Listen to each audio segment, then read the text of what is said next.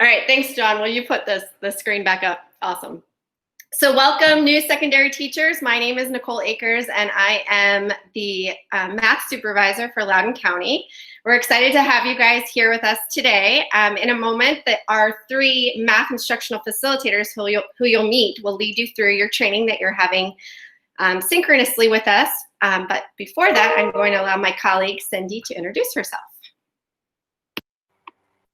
Good morning and welcome to Loudoun County Public Schools. My name is Cindy Brady and I'm a K-12 math specialist. I've taught every grade from kindergarten through high school, and I look forward to hopefully working with you in person someday. Next, I'll kick it off to the facilitators. Hey everyone, just wanted to introduce myself. I'm Allison Eaglin. I'm an instructional facilitator.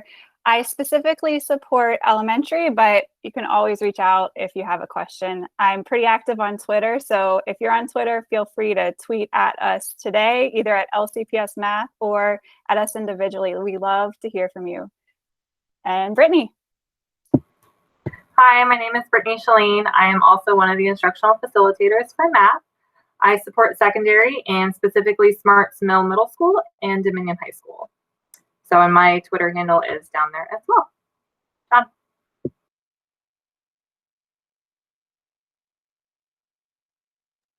John, you're muted.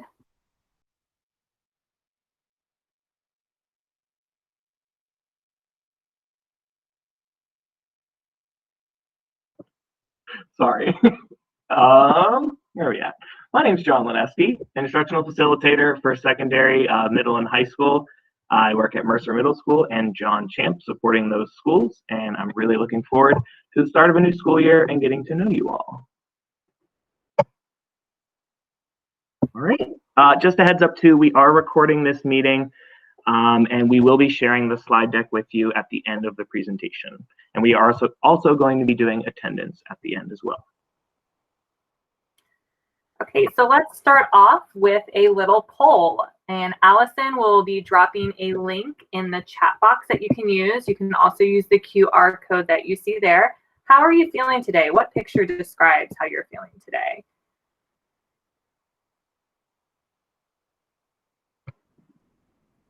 Agree, a lot of information to take in. Luckily, we're in a spot where you have slide decks and recordings, and Schoology lets you go back to access all the information at a later date if and when you're ready to take in more information.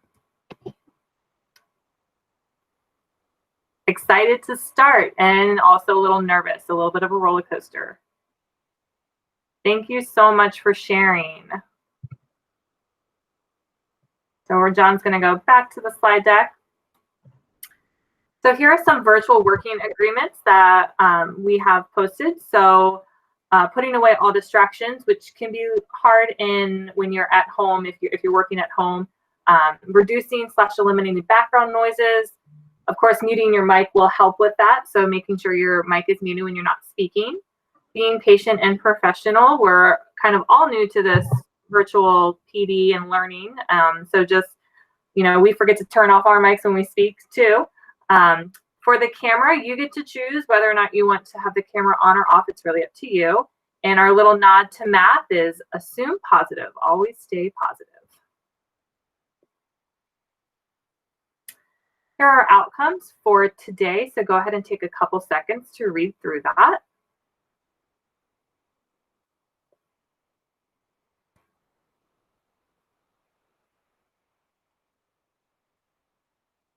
Our hope is that you see some strategies that you can use with your students in a synchronous setting.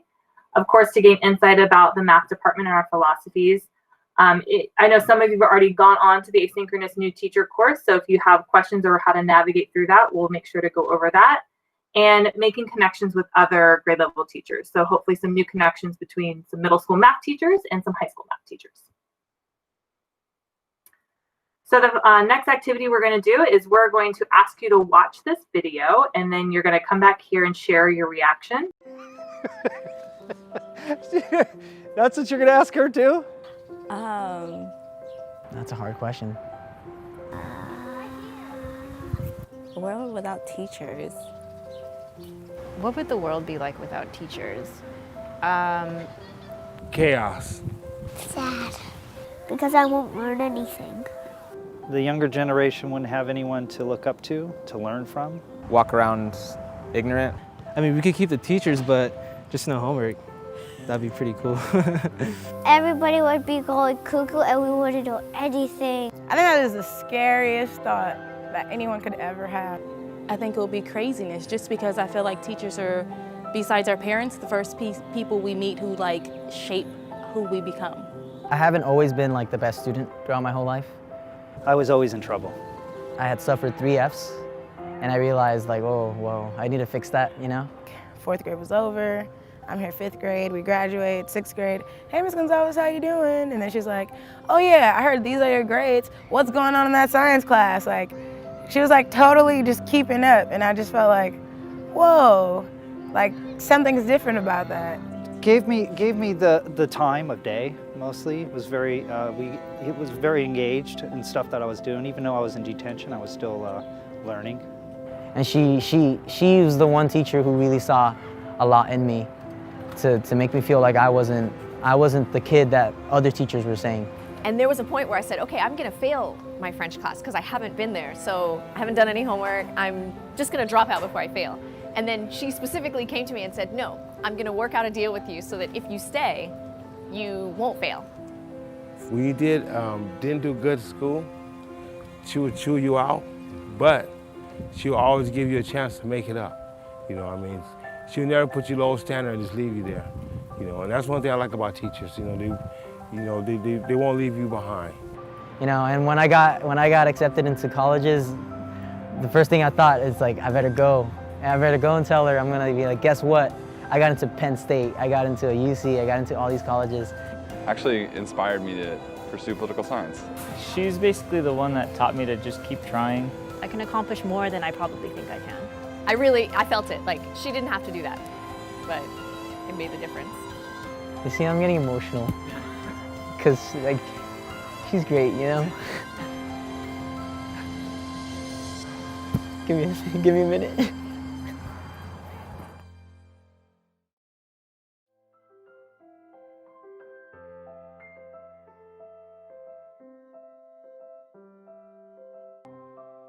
I wouldn't be here without her, you know? And I'd like to thank her so much for that. Thanks, Mr. Victor, you know? Hope you see this, and I hope you know that you mean a lot to me, you know, you're really important. And yeah. What was your teacher's name again? Mr. Marable. It's Mr. Elmore. Shout out Mr. Benedum. Miss Harris. Her name was Casey Crocker. She just exhibited like such a raw passion for teaching. It made me want to teach. Like, I want to do that for people. Like, that's a beautiful thing. So yeah.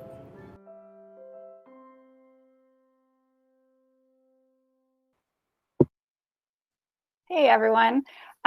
First of all, like I love seeing all of your reactions to the videos. It really does remind me why I'm here, and I'm glad to know that impacted you too. Anyway, the estimation clipboard. This is a number sense routine that you could start off your math block with. This is just one of many, and how this particular one works, and I see you're already responding, is you're going to answer in the chat how many gems you think are in the cup. And these fly by.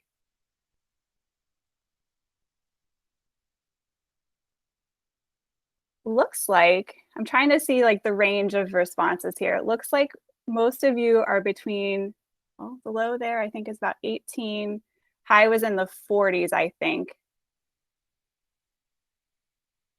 All right, John, go ahead and move to the next slide and let's see how many are actually in that cup. 30 gems. All right, and how this routine works is we're gonna go to the next slide, and here's a second cup. Use the information from the first cup to help you make an accurate estimate on the second cup.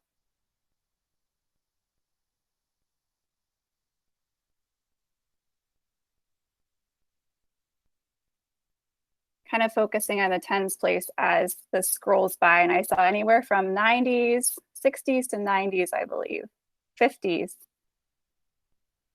Would anyone like to share? John, you went too fast. Never mind, we'll do that for the next one, if you saw that. So There were 83 in this class. For the next one, we'll share thinking, but go ahead to the next one, John. So how many do you think are in this cup?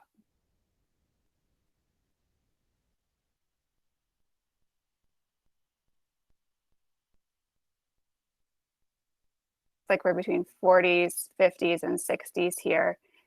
Before we find out, if anyone would like to share how, like, a strategy they use for coming up with their estimate, please type share in the chat box.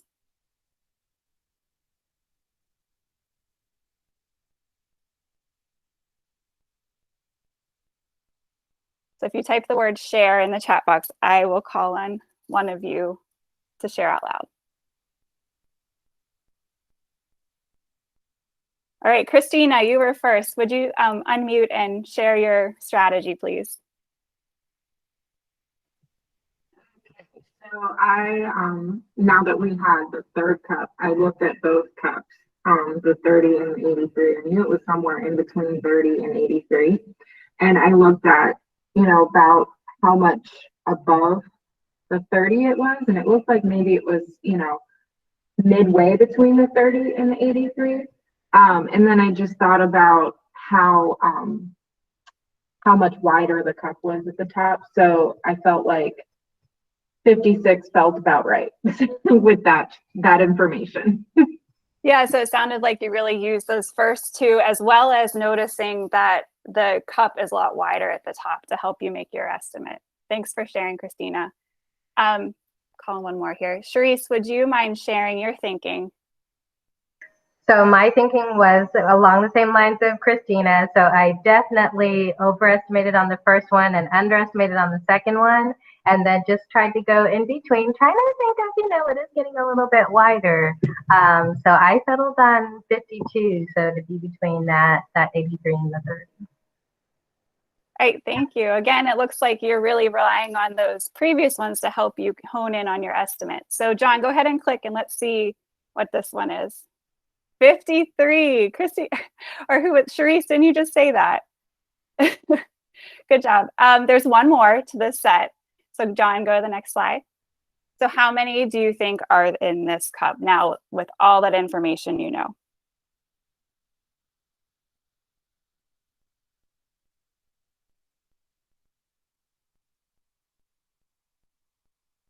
Something you might be noticing looking at all of our predictions and our estimates here is that we've really been able to come up with a more accurate estimate as we've gone along. So it's really helping build that number sense and estimation skill. Looks like most are 60s and 70s. John, go ahead, let's see what it is. 67. If you pick 67, your answer flew past me. Just go ahead and type me in the chat box if you had 67. Just curious how many got it. Good job, Christina. All right, let's move on. So what you just participated in is called a number sense routine. This is one, like I said, this is estimation clipboard. This is one of many, many different kinds of number sense routines that you can use with your students. The one that I just used with you, I did not make it. It was free online. Steve Wyborny is the name of a guy who creates those. And if you're looking for number sense routines to use with your students, we have posted a ton of them in our math Schoology group in the math department curriculum group, and you will be learning more about that in your asynchronous portion of this course. Brittany, thanks for putting Steve Wyborny's website there.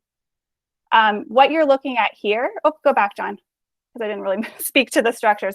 What you're looking at on this page, this is the math workshop structure, and this is really what LCPS, how LCPS believes we should be structuring our math block. As you notice, there are several different ways you can do it. So there's not one exact way to structure, but really the idea is that we're getting kids engaged in math. We're starting with a number sense routine, ending with reflection, and really focusing on the thinking and strategies that the kids are doing. And really the kids are the doers of the math. So you'll be diving more into this in our asynchronous course. John, you can go to the next slide now. Thanks. I'm guessing you've seen this. I know, like you said at the beginning, you've had a ton of information coming at you. This is LCPS's version of our 5 C's, so it should not be new information to you, just maybe rebranded. But for this, I think it's really interesting that when kids learn, we know that we want them to be critical thinkers, communicators, collaborators, creators, contributors. But often when we reflect on our own math experiences and how we learn math in our schooling, I would probably bet that a lot of you didn't learn this way. And we in the math department really, really promote this idea of students engaging in the mathematics and learning through all of these 5 C's. Go ahead, John. In addition to the 5 C's, there's a new graphic on this slide that is the mathematics process goals for students. And this comes from VDOE. It is closely mirrored to what comes out of NCTM as well. Again, this is how we want students to be engaging in the mathematics. We want them to be communicating, making connections between what they're learning, coming up with multiple representations and ways of solving problems, really sharing their reasoning, and ultimately problem solving to develop that deep understanding of whatever standard we're presenting with them. So just take a moment now to look at these 2 graphics, and in the chat box, share something that you notice that is either maybe the same about them or different about these 2 images.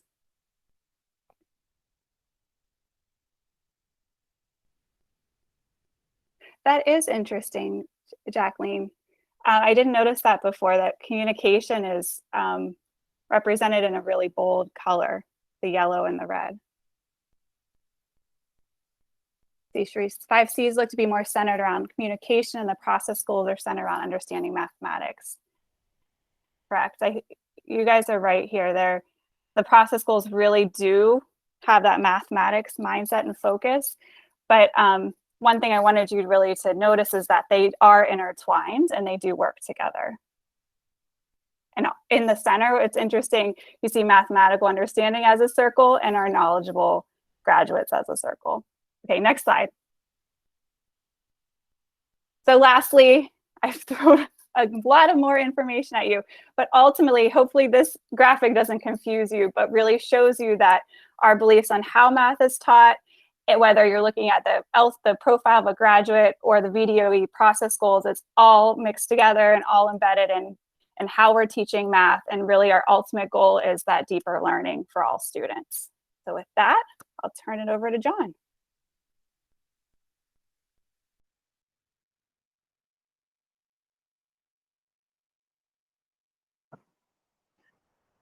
So we are going to give you all the opportunity to engage in a math task using a tool called Desmos. We wanted to kind of show and share this tool with you. It's great for a virtual setting. I believe Brittany or Allison is going to drop a link inside the chat that can take you sort of directly to the task. It looks like Brittany just did it there. We're going to give you about 10 minutes to work on the task. One thing I want to mention is that there is no submit when you are done. As the teacher using a Desmos activity, I can see what the students are doing in real time.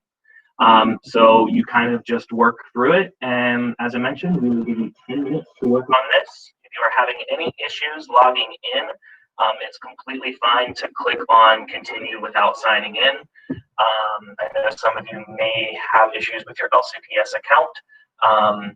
So yeah, we will give you 10 minutes to work on that. And then after 10 minutes, we'll come back and take a look at what you all came up with.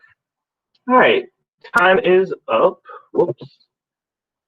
So just as a quick plug for Desmos, if you are unfamiliar with this tool or these activities, on the 24th, we are having our Math PD Day. And I know there are going to be some sessions on Desmos where you can learn more about how to create things in Desmos and use them with your students. So I would recommend checking them out if you kind of like what you see. So what we're going to do now is I'm going to show you a little insight into the teacher side of things in Desmos. We can do this snapshots. So as the teacher, I can kind of see what everyone responded for each of these questions. So we'll kind of just take a look. How do you see the pattern growing? So it looks like here we see some numbers. It looks like n+1 squared. Some of you showing triangles going up and down. I'd like this answer, a layer of blocks being placed on top of the others with gravity. Some of you focusing on the middle column there, column increasing by 1 block. All right, so let's take a look then at the question, which was, what might case 100 look like? Draw a sketch or describe it using words. So it looks like a lot of people went the word route. I don't know if anyone wanted to draw case 100. Would anyone care to share out their strategy for how to determine what case 100 might look like? If you want to share out, just go ahead and type share in the chat and I will call on you.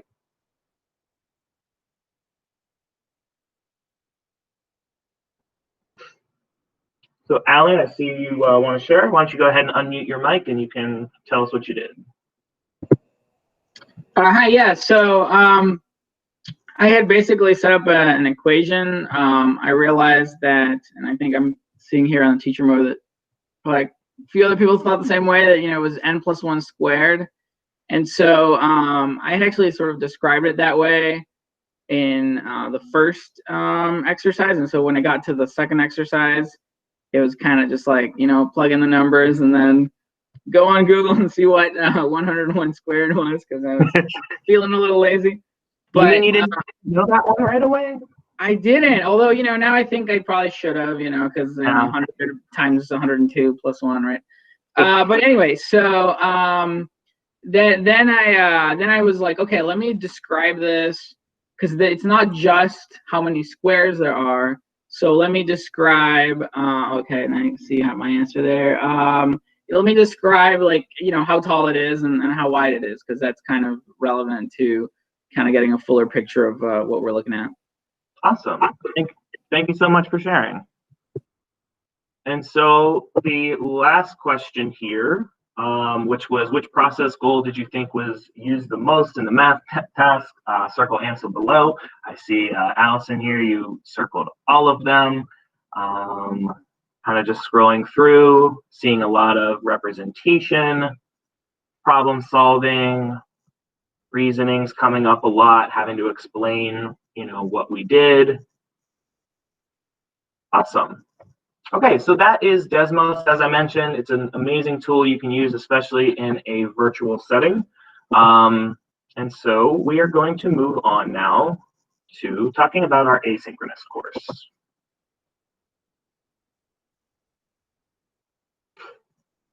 Okay, so in the asynchronous course, we're going to go over how to log into that in a moment. There's going to be 3 modules that you have to complete. Module 1 is going to talk about the vision and the philosophies of the math department here in Loudoun County. Module 2 talks about best practices of teaching mathematics. Allison earlier showed the slide with the math workshop model. You'll learn more about that in Module 2. And then Module 3 is about all of the resources that are going to be available to you throughout the year that you can access for yourself. At the end of each module, there's going to be a very small formative assessment to just kind of summarize what you did in that module. And then there's a completion form at the end of the course that you will need to fill out. And then the way that the course is set up, when you complete one task or assignment, it will open up the next task or assignment. So you sort of have to work in that particular order. When you log in, this is sort of what the layout is going to look like. This is a screenshot of the elementary one. Yours will just say secondary. And you can see the 3 modules here and the end of course completion. So module 2 will not unlock until you complete module 1. Inside the modules, there will be sections. Sometimes it's a folder, sometimes it's just a quick page or an assignment. There's a variety of activities you'll be doing here. There's some videos, discussion board posts. There's another Desmos activity, I believe. So a lot of varieties. To move through the course, there's also a next button kind of up in the corner. You can use that to sort of navigate through each of the activities. So what we are going to do now is we are going to sign you up for the asynchronous course if you haven't done so already. What you see on the screen is a very sort of drawn out way to do this. Instead, what we're going to do for you is, I believe Brittany or Allison is going to drop in a link that will take you directly to the Schoology course to have you click on join a course, and then you can just copy and paste the access code in. And I believe we're going to put the access code in the chat as well for you.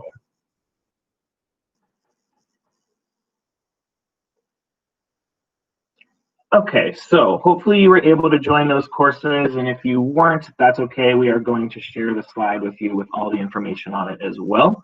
And I'm going to turn it over to Brittany to do our next activity. So we wanted to give you guys a chance to just meet people, or meet math teachers specifically, that are new to the county and teach in either middle school or high school. So we're going to use Padlet for that. And you can use the QR code to go to your specific Padlet, and we will also be dropping direct links in the chat as well.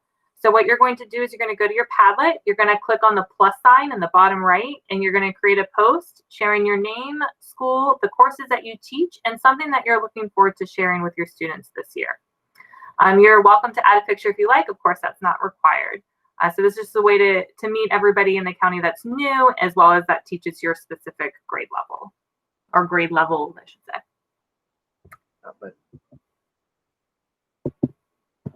All right, so that is our time. So I believe, Brittany, I think you're taking us out here. Yeah, so we wanted to leave you with this quote, which you can read to yourself. And we also wanted to say that if you need any help today to navigate the course, or even beginning of the year, through the year, feel free to email us, and our email addresses are there. Before you guys leave, we do need you to fill out the attendance form to receive credit for completion of the Synchronous course. So you can use the QR code here, or I believe Brittany or Allison is going to drop in a link that you can just go there. And I believe once you've filled this out, you are free to go. And you can start working on the synchronous, or the asynchronous part. And on behalf of Brittany, Allison, and myself, I do want to thank you all for attending and engaging with us today. I want to wish you all a wonderful school year. And as Brittany said, feel free to reach out to us if you have any questions